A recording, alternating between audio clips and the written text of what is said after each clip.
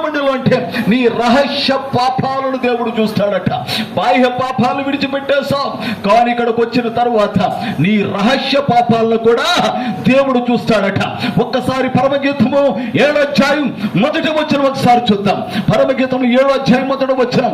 దేవుడు ఇక్కడికి వచ్చిన తరువాత నీకు ఇవ్వవలసిన సాక్ష్యం ఏంటో తెలుసా? నీ గురించి సాక్ష్యం చెప్పవలసింది ఏంటో తెలుసా? పరమగీతం 7వ అధ్యాయం 1వ వచనం ఒకసారి చూద్దాం. కుమారి, రాజకుమారి పుత్రిక, నీ పాదరక్షలతో ఎంత అందముగా నడుచుచున్నావు. చాలు చాలు, అందరిని చూడాలి.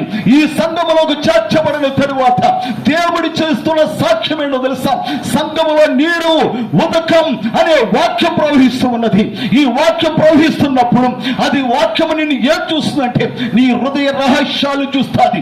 ఈ నీటి వాడికి ప్రవక్తను తిప్పినప్పుడు చీలమండలంలోకి వచ్చినాయి అన్నాడు. చీలమండలం వరకు మాత్రం ములిగినాయి. అంటే ఒక సంఘములో ఒక వ్యక్తి చేర్చబడిన తరువాత దేవుడు ఏమి చూస్తాడంటే నీ రహస్య జీవితాన్ని చూస్తాడు.